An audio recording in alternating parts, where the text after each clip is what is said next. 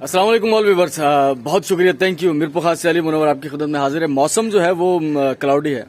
हमारे यहाँ कहा जाता है कि क्लाउडी वेदर मतलब ब्यूटीफुल मौसम, खूबसूरत मौसम, लेकिन ये वेरी करता है, आपके हालात पर डिपेंड करता है। शकील बलोच साहब से कल बात हो रही थी, स्वीडन में होते हैं, वो कह रहे हैं मैंने 3 मंथ से सूरज नहीं देखा।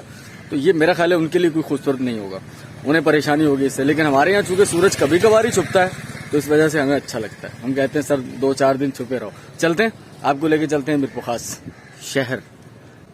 कहाँ ये जाकर डिसाइड करते हैं। एक बंदे से भी मुझे मिलना है, कल रात ही उन्होंने मुझे कहा मीरपुर खास के एक बहुत बड़े शायर हैं, उनके वो पोते हैं आई थिंक, या उनके बेटे हैं। तो बाकी डिटेल गुफ्तगू उनसे मिलकर वहीं करेंगे।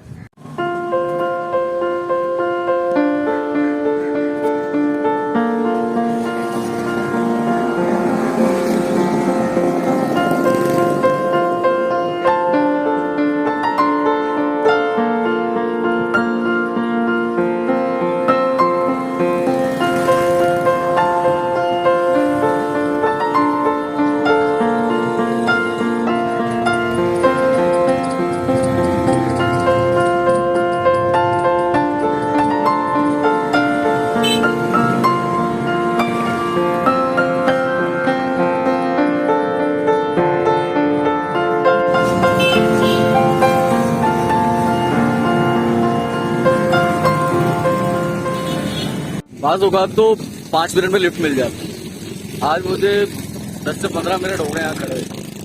तो हमारी वीडियो का अब मुझे समझ में आ रही है एक चीज़। एक तो हमारा पर्पस यही है कि हम लोग मीरपुर खास को दिखा रहे हैं। कोई दिन ऐसा भी आए जिस दिन हमारी वीडियो इतनी वायरल हो, इतनी पॉपुलर हो मीरपुर खास के हवाले से, मैं यहाँ खड़ा हूँ 1 मिनट में और सब लोग समझ जाएं कि यार इस बंदे ने लिफ्ट लेनी है, तो वो गाड़ी 1 मिनट में मुझे लिफ्ट मिल जाए, है ना। फिलहाल तो यही समझ में आ रहा है, देखते हैं मिल जाएगी कोई ना कोई।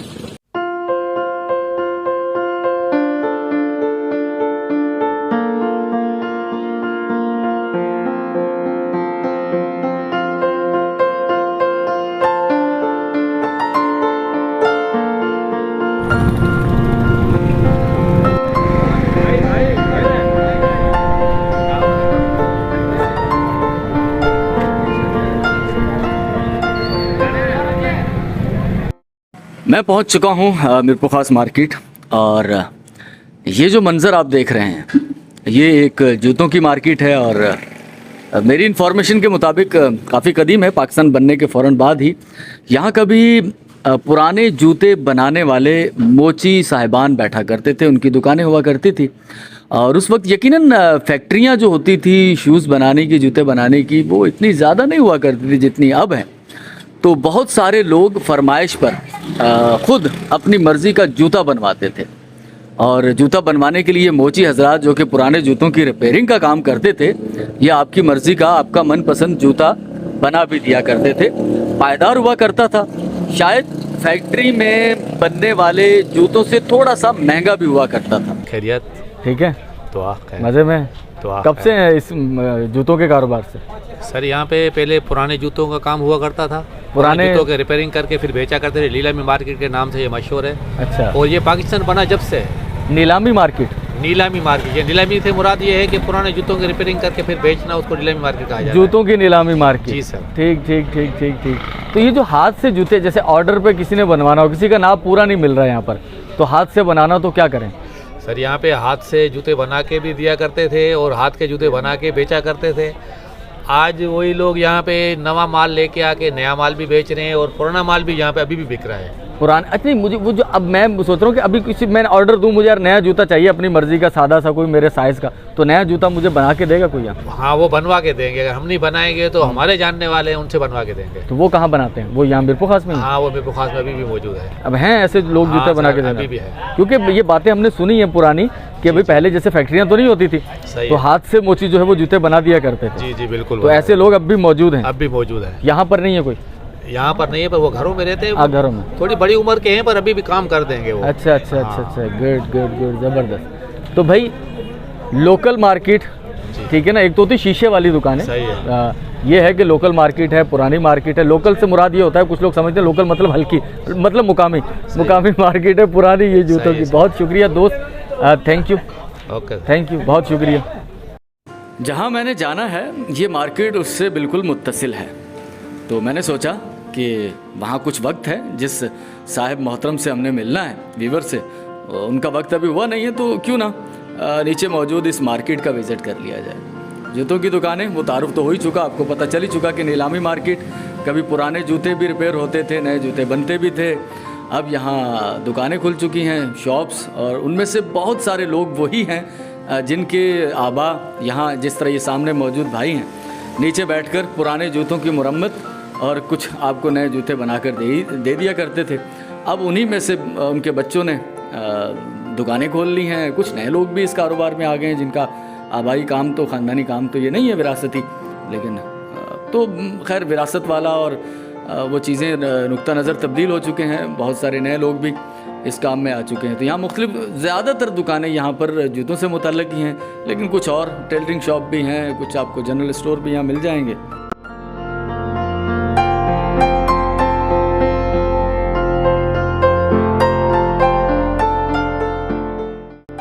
तो एक सरसरी नज़र इस मार्केट पर डालकर मैं आपको लिए चलता हूँ अपनी डेस्टिनेशन पर।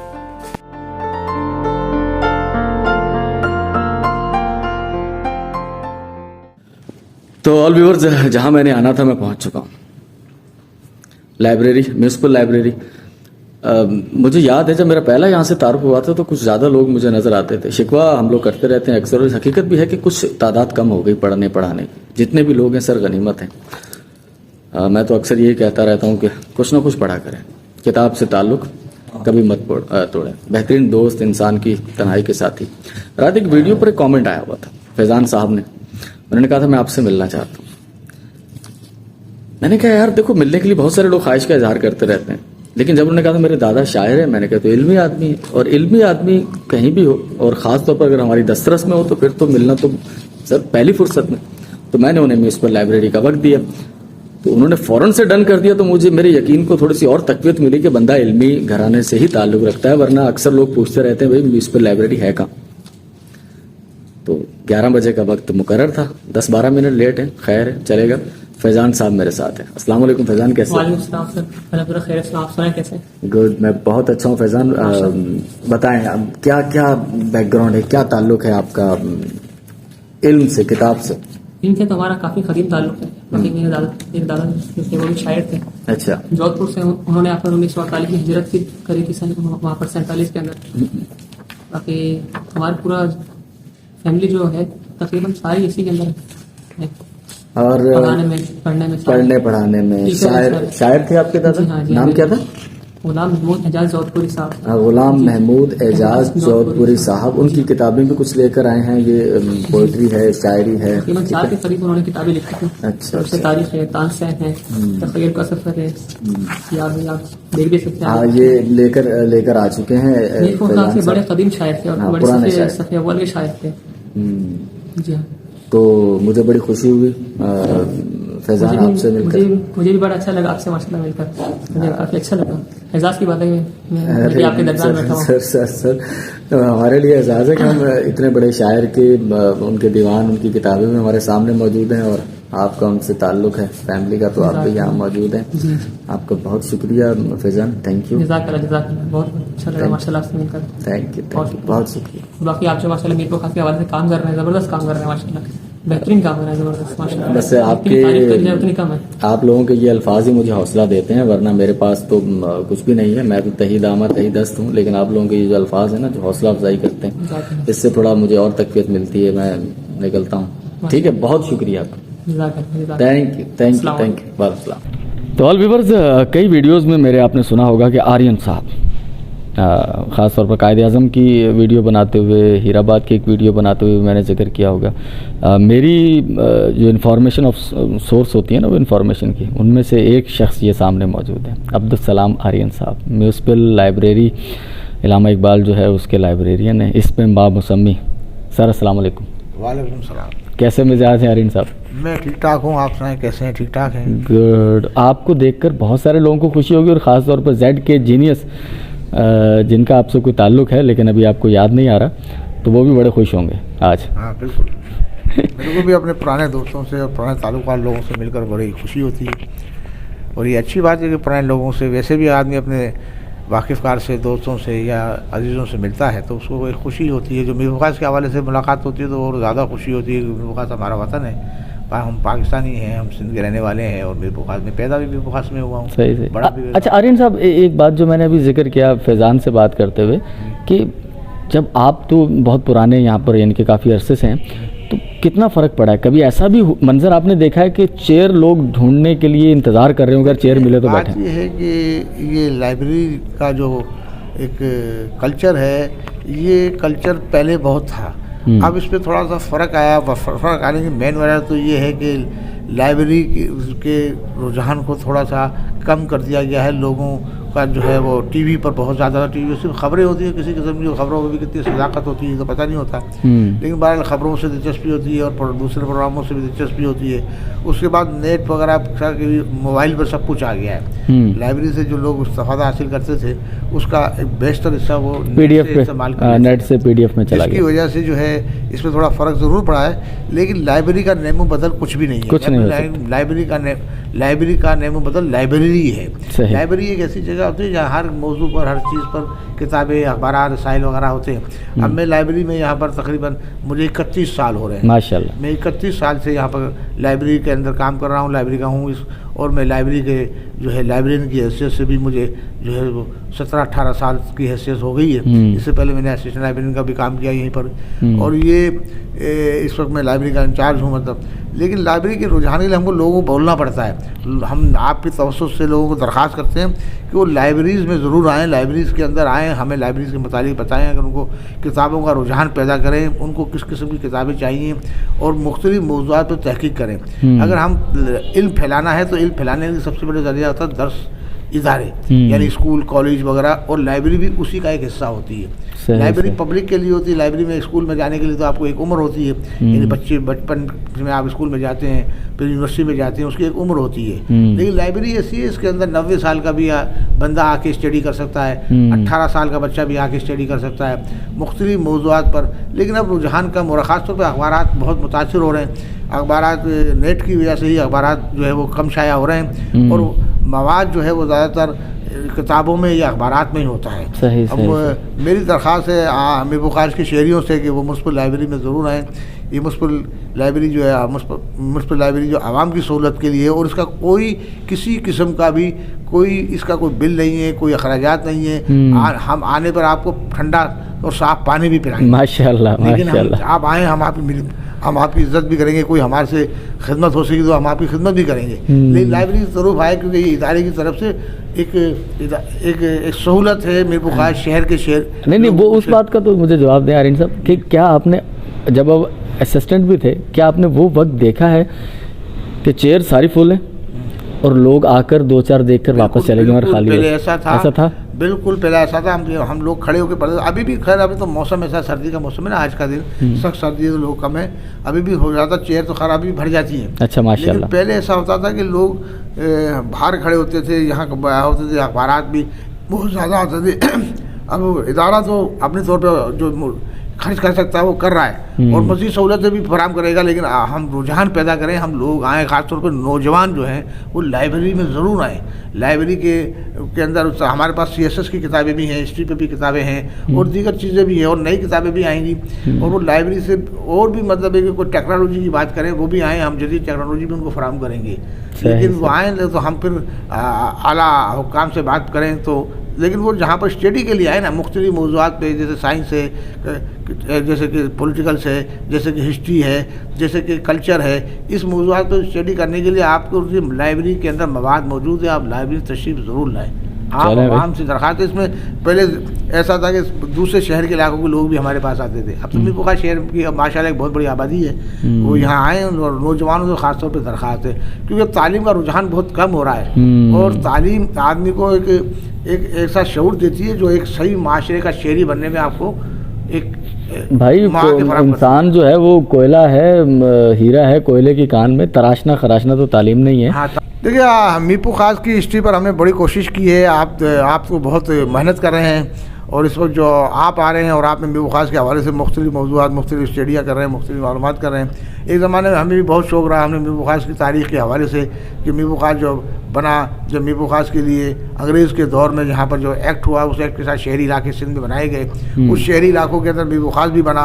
यहाँ पर फिर ये डिस्ट्रिक्ट हेडक्वार्टर बना जब 1906 में इस सिटी का वजूद आया और ये इस शहर को जो है उमरकोट से मिलाकर एक डिस्ट्रिक्ट बनाया गया, जिसमें शुरू में इस डिस्ट्रिक्ट में काफ़ी इलाके शामिल थे। फिर ये डिस्ट्रिक्ट थरपारकर के नाम से बना, जिससे थरपारकर के नाम से बना और इसकी शहरी इलाकों में यहाँ पे कपास, गंदम और दीगर जो भी फसलें पैदावार होती थी, उनकी बुनियाद पे यहाँ पर एक मंडी बनाई गई जिसको पे खरी बोलते थे। सिंधी में मकामी तौर पर खरी का मतलब ये होता है कि वो जगह जहाँ पर सब्ज़ी फ़रोख्त करने के लिए या अपने अजनास जो है गंदम वगैरह फ़रोख्त करने के लिए रखी जाती हैं, उसको भी खरी बोलते हैं। यहाँ पे खरी क्वार्टर के नाम से एक मोहल्ला भी है। अच्छा, उसकी वजह से खरी है वो। हाँ, ये जो पूरा इलाका जो है हमने यहाँ से यानी DC ऑफिस से थोड़ा सा आगे आएंगे, ये पूरा इलाका खरी था। जब अंग्रेज फिर जोधपुर महाराजा की रेलवे लाइन जब बनी यहाँ पर, तो फिर ये खरी क्वार्टर भी बना दिया गया और ये खरी क्वार्टर बनने यहाँ ये होटलें वगैरह बनी गई और ये होटल मुसाफिरों के लिए, और यहाँ पर दफातर वगैरह डिस्ट्रिक्ट हेडक्वार्टर की वजह से सब तमाम अदालत या सरकारी दफातर वगैरह का हेडक्वार्टर ये बना लोगों की सहूलत के लिए। ये एक हिस्ट्री तो है कि यहाँ पर फिर आए बड़े यहाँ पर 6 फैक्ट्रियाँ बनी, काटन फैक्ट्रियाँ थी। सबसे बड़ी सबसे ज़्यादा फैक्ट्रियाँ मीरपुर खास शहर में ही थी। इसके आसपास मुज़फ़्फ़राबाद छोटे मोटे शहरों में भी फैक्ट्रियाँ थी और यहाँ एक काटन का बहुत बड़ा कारोबार शुरू हुआ। तो इसके लिए आपने तहकीक जो रिसर्च कर रहे हैं कि आवाम को एक इस क्या फ़ायदा हो, भाईचारा। अब हमारे यहाँ सबसे बड़ा मसला है कि तालीम, मीरपुर खास शहर में तालीम की कोई सहूलत नहीं है। मसलन हमारे यहाँ कोई यूनिवर्सिटीज़ नहीं है और हमारे यहाँ बच्चे जो है यहाँ से यूनिवर्सिटी में के लिए जाते, सुबह 5 बजे वो स्टेशन पर आके खड़े हो जाते हैं। 5 बजे यहाँ पाइंड के नाम से कुछ बसें चलती हैं जो यूनिवर्सिटी लेके जाती हैं और वो उन पर बोझ है। यहाँ गुर्बत बहुत है, गुर्बत होने की वजह से उनके माशी तौर पर बड़ी परेशानी है। बच्चों के 600 रुपये गरीब माँ बाप जो कि लोअर क्लास के लोग हैं, यहाँ पर अक्सर ज़्यादा रहती है, वो बच्चे के ऊपर तालीम के महरूम हो रहे हैं। अब वो 600 रुपये दें तो क्लास अटेंड कर सकते हैं और वो अगर वहाँ मीरपुर खास के लोगों को यूनिवर्सिटीज़ में हॉस्टल भी नहीं है, वो कहते हैं तुम्हारे पॉइंट चला दिया। पॉइंट गवर्नमेंट का पॉइंट नहीं है, ये कुछ बस वालों को या जिनकी ट्रांसपोर्ट है उन लोगों को ठेका दे दिया जाता है और वो ट्रांसपोर्ट पे किराया वही लेते हैं।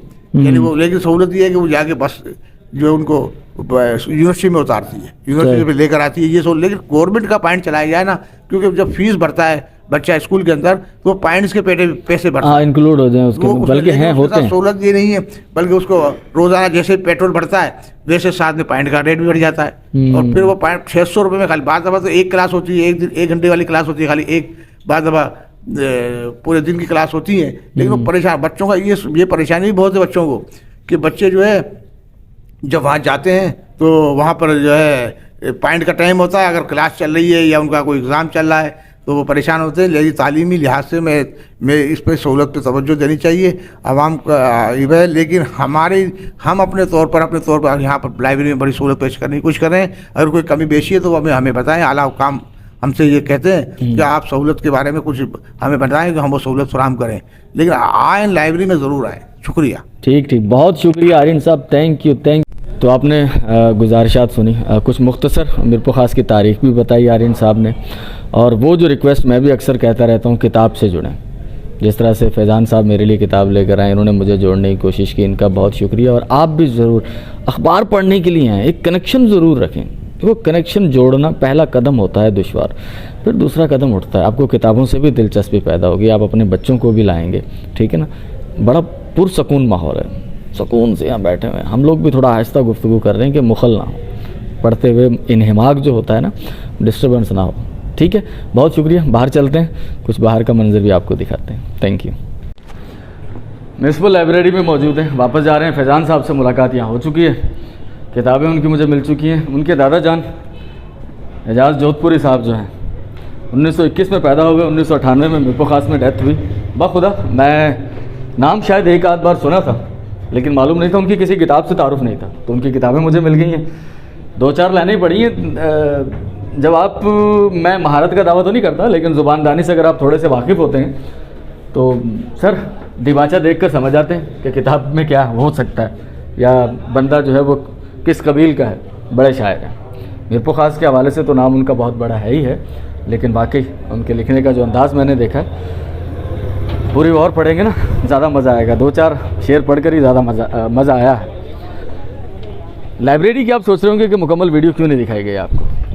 वही सरकारी दफातर हैं तो परमिशन लेंगे कभी परमिशन, क्योंकि मैं सोच रहा था कि मैं आपको वो शेल्फ़ दिखाऊं, वो अलमारियां दिखाऊं जिनमें किताबें रखी हुई हैं। गुलजार साहब की एक नज़म है, उसका एक आज़ाद नज़म का एक मिसरा है कि किताबें झांकती हैं बंद अलमारी के दरीचों से। यही सूरत हाल हो चुकी है। किसी ने क्या खूब कहा था कि जूते जो हैं वो शोकेस में रखे हुए हैं और किताबें जो हैं वो फुटपाथ पर। लेकिन बहरहाल कुछ ना कुछ लोग अब भी मौजूद हैं जो कि किताब की अहमियत को जानते हैं। ऐसे ही फैज़ान साहब आए, उन्होंने हमें किताब का तोहफ़ा दिया। फैज़ान बहुत शुक्रिया, थैंक यू, मुझे बहुत अच्छा लगा। बेहतरीन तोहफ़ों में से एक तोहफ़ा है किताब का, ठीक है ना। थैंक यू, बहुत शुक्रिया। हाँ तो भाई थैंक यू यार, बहुत शुक्रिया। कितने बजे ये आ जाएगी? कल शाम को 6 बजे, कल शाम को 6 बजे आ जाएगी। 6 बजे आ जाएगी, ठीक है। तो ऑल व्यूअर्स थैंक यू, बहुत शुक्रिया। आर्यन साहब से आपकी मैंने मुलाकात करवाई, क्योंकि मैं जिक्र करता रहता था आर्यन साहब का। फैज़ान साहब आए थे, हमारे व्यूवर थे, उनसे आपकी मुलाकात हो गई। और अब मुझे जाना है शॉप पर, क्योंकि मेरे लिए जो वक्त मुख्तस था 2 घंटे का, वो ऑलमोस्ट डन हो चुका है, ख़त्म हो चुका है। तो ये तो हो गया वो काम जो कि मोहब्बत का काम था, जिससे मुझे रूहानी खुशी मिलती है। अब ज़रा पेट पूजा की तरफ चलते हैं। थैंक यू, मिलते हैं किसी नेक्स्ट वीडियो में।